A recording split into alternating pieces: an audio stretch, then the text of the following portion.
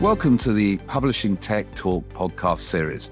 This session is titled Taking Control of Advertising Revenues with Proprietary Ad Tech. And I'm delighted to be joined by Danny Spears, Chief Operating Officer at the Ozone Project. Danny is that rare phenomenon that has both a very comprehensive understanding of technology whilst being incredibly commercially astute. I'm always left enlightened even after every conversation we have. And today I hope it'll be no different. Danny, welcome. Thank you. Good morning. Great to see you, Richard. And thank you for those kind words as well. Very generous. Well, I want to soften you up, obviously, before I go in for the kill. It would be great if we could just kick off with you talking just briefly about your current role at the Ozone Project. The Ozone Project, for those who don't know, I think we've got a pretty good profile in the UK and lots of friends and family around the world. The Ozone Project is a publisher, data and technology business. It was originally set up by four of the largest UK publishers. So we have shareholders in The Guardian, News, The Telegraph and Reach. And we work with a growing base of premium content producers. We're in the news sector and into magazines and lifestyle. So we're a diverse proposition. And as well as supporting our publishers capture incremental data and inventory revenue from the market, we provide publisher technology to customers. And that is designed to help them create value and retain value critically in their own businesses. So I think we come from a publisher perspective. My background is very much that of the publisher, having spent 12 years at The Guardian. I was very excited about the prospect of moving across to the Ozone Project 3 years ago now. And having been involved in the setup of the project, I saw it being an incredible opportunity to answer many of the problems that I had been dealing with as a publisher when it came to programmatic strategy. In the last 3 years, the Ozone Project has been busy building its presence, building its voice and its relationships with buyers and brands on the demand side, whilst investing heavily in its technology footprint. And that puts us in a really interesting and exciting position today. We've got lots of proprietary technology. And again, I think that is what is helping us build momentum and also which differentiates us from others in market, whether that's the approach that Alliance has taken in other areas, those that have preceded us, as well as other well-known technology providers.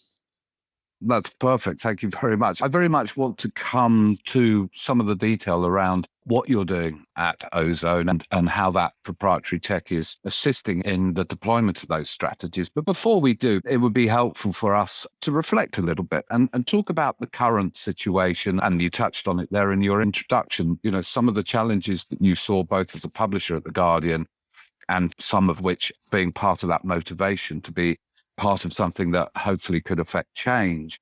In terms of the current situation, I think it's fair to suggest, and probably your words previously in a conversation, that the world has changed, but our strategies haven't changed enough. And we hear people talking about a race to the bottom. Broadly, I think it's fair to suggest that publishers often felt, certainly over the last 10 years or so, in the advent and growth of technology and programmatic, that we were probably best placed by engaging as many supply partners as we can to stimulate that demand. But it'd be really interesting to have your take on where you feel that we are currently at and what the challenges are with the current situation. Absolutely. I think there's an obvious starting point here, which is to set the context. And that is, in many ways, digital publishing is in rude health. We've got many of the brands that we work with, but way beyond, you've got publishers who are growing their audiences and are deepening their engagement with their consumers and who have these very special, trusted relationships with those consumers who come to them to understand what is happening in the world, I suppose from a news perspective, all the way through to recommendations around the types of products or experiences that they could be buying into. That's a fantastic thing. With growing volume and deepening engagement, then you'd expect the monetization that these publishers are enjoying to be growing at an equal rate. But that's not the reality of the situation. Whilst that engagement is growing, there's a huge disconnect with monetization. That's going in the opposite direction. And I think that is representative of a couple of things. The extent to which these publishers are creating value, but not retaining value. that value having been extracted by others. I would diagnose the major issue there is with the introduction of programmatic technology around 10 years ago, a massive question as to who controls the publisher's programmatic strategy, who determines how their product, both inventory and data, is represented in market, how it's distributed, who it's made available to, where, and at what price, under what terms. And I think the realization is, as publishers, including myself, pursued a strategy around bid density, we lost control of, I suppose, how our product was being distributed.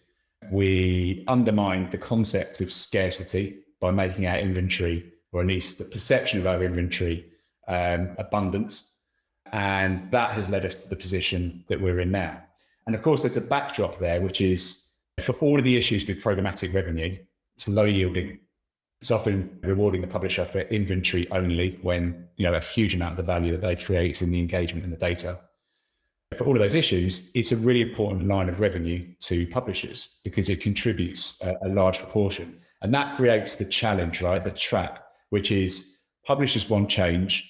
They recognize they're being undervalued and they're dealing with a lot of problems that come as a result of that loss of control.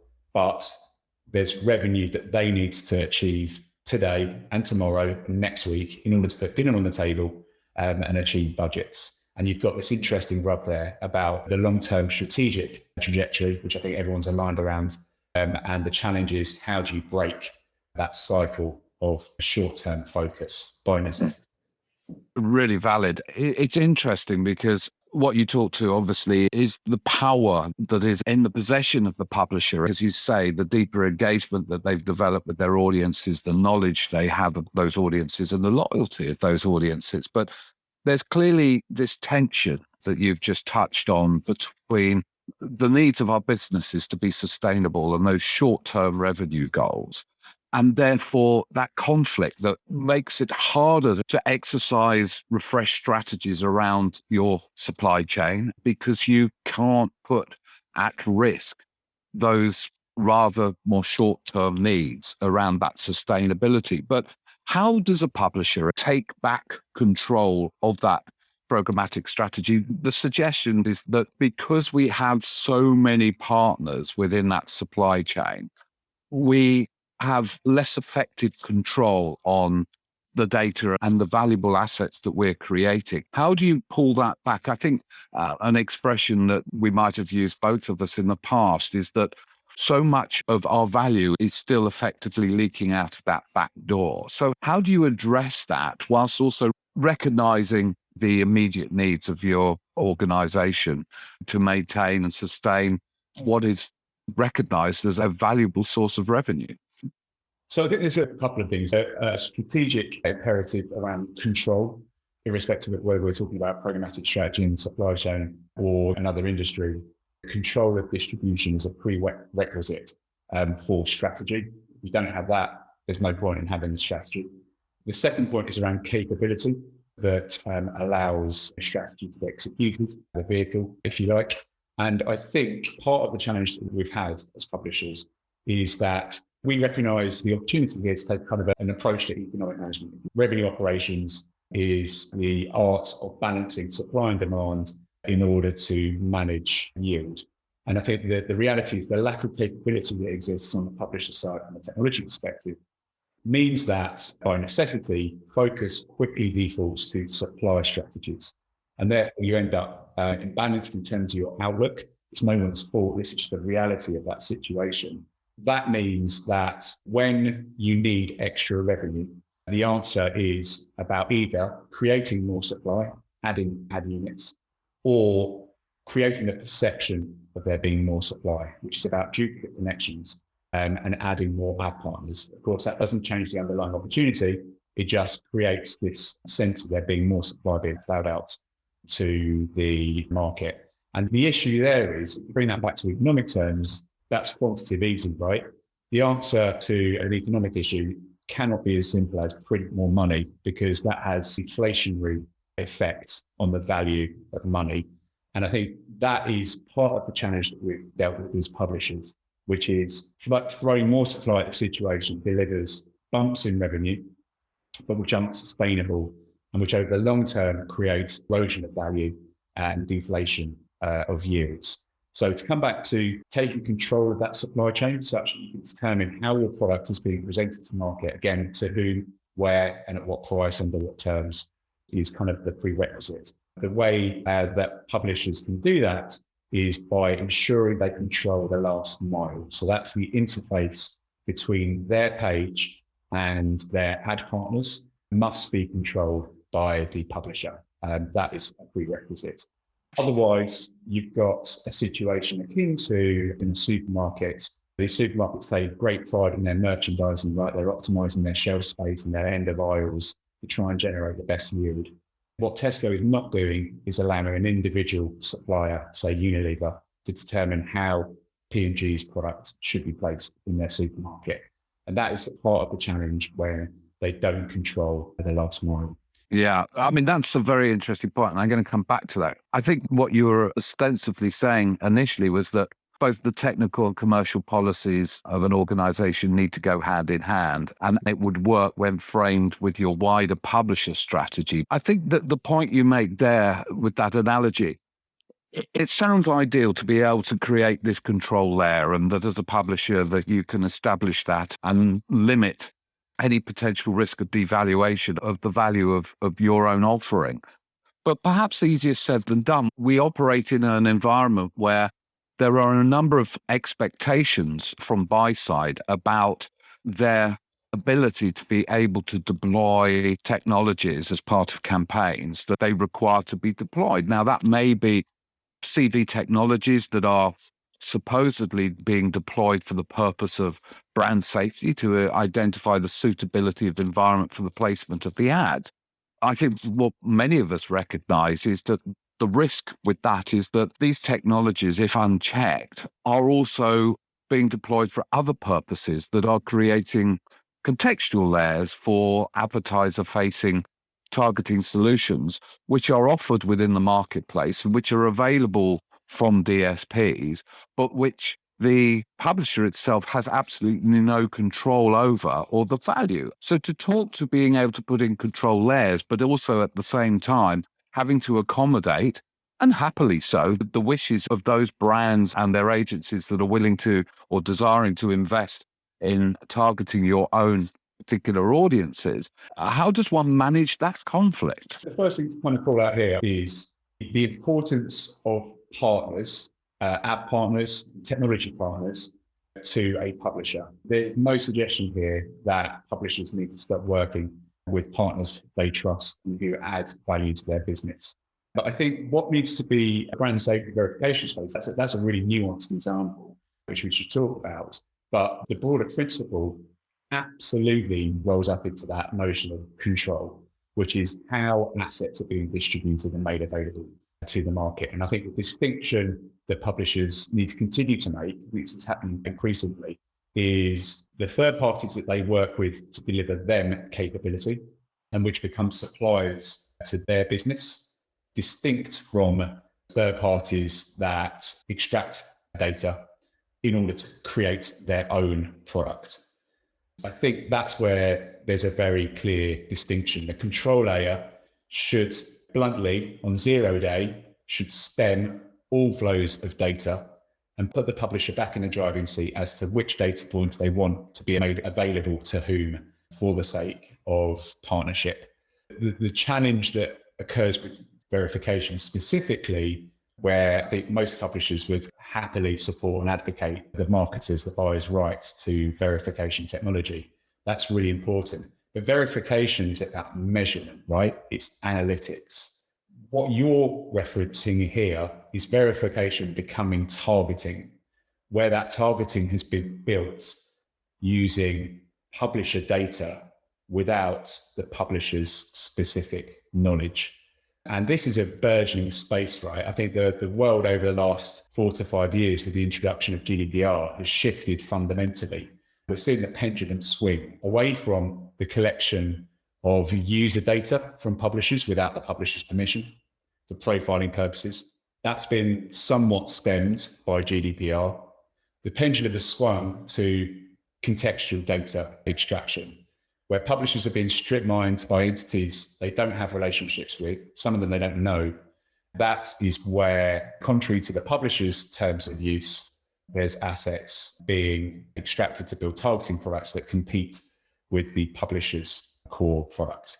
And that's a fundamental issue, right? That doesn't change my view that verification is important. And that doesn't change my view that some publishers may have an explicit desire, if you ask them, to contribute to that product. But what they're not getting at the moment is that choice or the controls that may allow them to deliberate. And that's not good for anyone. The publisher is the starting point here. They're having their assets used in a certain way without permission. But think about the others in the supply chain, right? You've got the advertiser, the marketers, who are unknowingly buying unlicensed targeting that's derived from data that hasn't had permission granted to use. And you've got the businesses themselves that are doing this, that have innovated at pace, which I think you have to commend. But the reality is their business models aren't actually anchored in the reality of ownership, I suppose, access rights and permissions. And that actually, unfortunately for those businesses, puts them in a really risky position, right? And I think it's on everyone there. Not only the publisher wants to find sustainability, but these businesses also need to find a way to de-risk their business model. That's where I think in that particular example, since you've opened it up, we're talking about license agreements around that data. It's choice and control, isn't it? To bring it back to that initial analogy that I used in terms of frogs, pineapples, and handbags, I suppose what we're saying here is that recognizing that the world has changed, but our strategies haven't kept pace with that necessarily, or aren't reflecting that change. It is the boiling frog in the kettle. We need to recognize time to jump out. The water's heating up if we don't change those strategies. And I think what you're talking to in terms of that control layer and those supply partners that you work with is very much your handbag scenario. When we look at brands like Louis Vuitton and Burberry and so forth in the past, when there was no scarcity and suddenly that brand was massively devalued. So I'd like to talk, if I may, to any example that perhaps you can provide specifically about work you're doing with any publisher within Ozone Project that is bucking that trend, if you like, and shifting away from those strategies and that dependence and achieving results that have the potential to help us discover that holy grail and create scarcity in that demand and therefore reflect the values. Have you example of work you're doing where you're actually seeing that those strategies are delivering on those goals?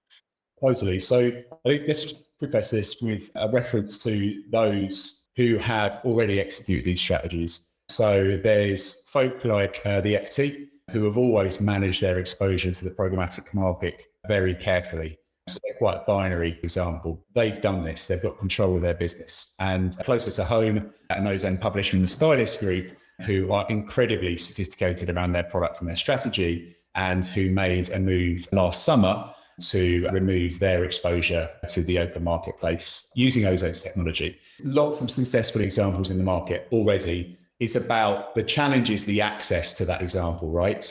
Because most publishers, I think, feel warm to this path, this consideration. The challenge is how do they make a significant radical change in their programmatic strategy whilst also hitting their budget for this week, this month, and this quarter. What we're seeing, and what we've seen in this example that I'll talk about, is that can absolutely be achieved. And this can actually deliver short-term revenue benefits as well. In terms of Ozone's role in this, what I'm keen to emphasize is the fact that our technology delivers really significant impact across all of its use cases. We've invested heavily in server-side connections. We've invested heavily in our proprietary ID solution. And we've got publishers who use that technology in different ways. This example in particular is the extent to which this is then being used as a vehicle for the publisher's own strategy. And their view, I suppose, to talk to their business objectives was to increase total revenue from their programmatic business and also to make sure that they weren't exposed to the dependency on single suppliers. So the way that this publisher set out to do that was to control the distribution of the data and imagery assets. They wanted to reduce dilution of the price curve by removing low value products. and they wanted to increase competition in all auctions to ensure they were maximising the price they achieved versus the market value. So in terms of the tactics that we worked together to execute, the first point is that control the last mile. So this publisher removed all of their client-side ad tech connections. This meant removing ad partner code from their pages. And so that is a huge point of data leakage. And those ad partners were consolidated into a server-side instance. And that meant that data that was being passed to those ad partners could be controlled by rules, and meant that limited data would be pumped outside of the business in the absence of there being monetization. Secondly, there was a step to consolidate multiple sub-auctions into a single auction instance. So most publishers have got a long list of partners, and those partners are then duplicated through different connections. So rather than, I suppose, try and artificially boost the number of bid requests that are going to the market by duplicating, this publisher took the step to consolidate those all down into a single server-side instance. So that meant everything was competing in one place, and that's a good way to concentrate demand. And then finally, and this is probably where Ozone played the biggest single role, our biggest individual contribution into the wider strategy was through the work that we did to manage the presentation of the optimized supply, the remaining supply, to the market. So that meant enrichment, filtration as well. So controlling again the distribution of ad requests to partners based upon their propensity to purchase, enriching supply with data points where they were absent, and including using the Ozone ID to drive up addressability. And there's a really significant impact from that perspective at around a 70% addressability uplift. Very impressive. Now, the net business impact for this publisher was a 37% impact increase on their programmatic revenue. That's their total programmatic revenue. So they've reduced the supply available, reduced the partners servicing the demand, and yet they've increased revenues by over 37%. They haven't reduced their partners. What they've done is radically reduce the number of bid requests that they are showing to the market by about 2/3. They've maintained their ad partners, but they've removed duplicative connections to those ad partners. Okay, clear. They're showing they've got exactly the same volume of addressable opportunity in terms of inventory. That's been consistent across the period. But what they're doing is showing a greater proportion of high value, valid opportunity to buyers. And that is soliciting really healthy response in terms of bid values, a higher portion, an increase in participation rate, and that ultimately converts into that revenue uplift. And that is almost purely driven by yield uplift. So again, 37% increase in total programmatic revenue. That includes AdX. And that's driven by 33% increase in yield. And the side benefits we shouldn't lose sight of, which is their pages are lighter, better for user experience, less latency. There's less data being pumped into the market in the absence of monetization. And I think this is a really good example of how the introduction of control layer into the programmatic strategy, and I suppose very deliberate tactics to reintroduce scarcity on top of that, can have a really significant impact on how the publisher's value is perceived by the market.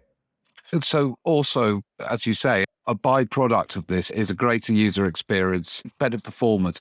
Do I interpret from that they reduced the amount of inventory that you would typically see on a page? Actually, in this example, no. So the underlying inventory, so I should be really clear, the underlying volume of inventory available to programmatic is absolutely consistent. Traffic is broadly flat. The direct sell-through is consistent. And therefore, the amount of opportunity available to programmatic monetization is consistent throughout the period. No change in terms of the ad ratio. So there's the same number of ad slots available over the period pre-post. But what's being changed is the number of bid requests that are either no value, i.e. duplicative, or low value, just don't solicit good responses because of perhaps their placement, or by stripping out the things that ultimately dilute the market's perception of value. Then you're left with a strong, healthy demand that has increased value, that converts to a greater extent to revenue. A really significant and interesting impact on upstream, if you think about it. Ad partners and DSPs in particular are very sensitive for understandable reasons to their infrastructure costs. And what they typically do, DSPs, is they'll take a randomized approach to dropping big requests because there's just too many of them and they have a really, really low win rate. And a big driver of that is because a load of them are duplicate. They're not real. They're artificially inflated. So win rates are held down, and the perception of abundance means that essentially they can drop a load of those bid requests and then they can bid very low values on the remainder. If you start teaching a DSP that their win rate is strong, they respond with more revenue and greater purchase intent. And that is absolutely to the benefit of the publisher. All of that infrastructure inefficiency that happens in the legacy states is removed, and you're rewarded by the DSP through bid response and participation rate. So, I mean, really, this approach just brings it back to those simple principles that we talked about earlier, around creating that control there and managing your strategies framed to both reflect the commercial needs and technical capabilities. Is it too bold to suggest that this approach will help restore scarcity? I think so, yeah. I think what we have here and what exists in the wider market is an increasing volume of real life examples. Hopefully can give the wider publisher market confidence that not only is change a desirable thing, it's an obtainable thing. Again, I think it's important to call out Ozone has invested in incredible publisher technology that delivers really strong value. But there's different routes to this. There's big publishers who are investing in developing their own control layers as well. There's different means to kind of arrive at a control structure. I suppose the benefit that Ozone brings is that the cost of that, which is significant, is shared with publishers as well. I mean, we're kind of running out of time, but that actually leads me nicely to my last question, because I have a sense of optimism based on what you say, that we can recover the direction of travel and reset the trends of the last 10 years. But no disrespect to you or your colleagues, who I hold in the highest regard over at Ozone Project, but not every publisher necessarily wants to work with the Ozone Project. Not necessarily every publisher sees that is part of their own goal or strategy. But to that point, what you're suggesting and the example you've provided, that is obtainable to all publishers, regardless of whether they have the opportunity or the desire to utilize your own proprietary technology. This is something everyone can achieve. Is that fair to say? Yeah, I mean, I've got a keen interest, Richard, as you know, in building the relationships that we have with publishers as well. But I think more important here, and the message that I'm really keen to underline, is that strategic imperative of control of the supply chain, control of the last mile, and I suppose deliberation in terms of how product is distributed to market under what terms. I think it's important for me to say there's different ways to achieve that. And I think the Ozone route, which is about publisher technology and data, is a really compelling way for publishers to access that. But we're one means to an end. And I think my appetite to sell the Ozone Project and its technology, I don't want that to detract from the focus here, which is about a shift and a reset around programmatic strategy and the extent to which that can deliver value in the short term. I think what Ozone is achieving is fabulous, and it provides a very clear beacon and demonstrates what can be achieved. But equally, I think the responsibility of myself and a trade association like the AFP is to help bring publishers together so that we are united in recognizing not only the desire to take back control of the narrative, but that we have example on how that can be achieved. When I reference you as a beacon, I think that's something that hopefully makes my job a hell of a lot easier, because there's proof and evidence that this can be done. And I think we're both aligned in recognition that it is time to jump out of that kettle, because it has to be done before it's too late.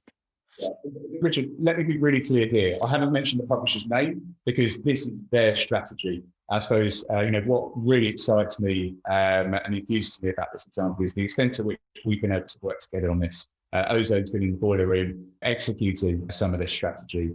And I think that talks to the way in which we support publishers, which is distinct from the Ozone audience product, which engages with buyers as well. And I think that's the division in our business that isn't necessarily well understood. We are out of time, but thank you so much, Danny. As always, enlightening and inspiring. So, Danny, thanks for your time. Thank you. Oh, absolute pleasure. Thank you.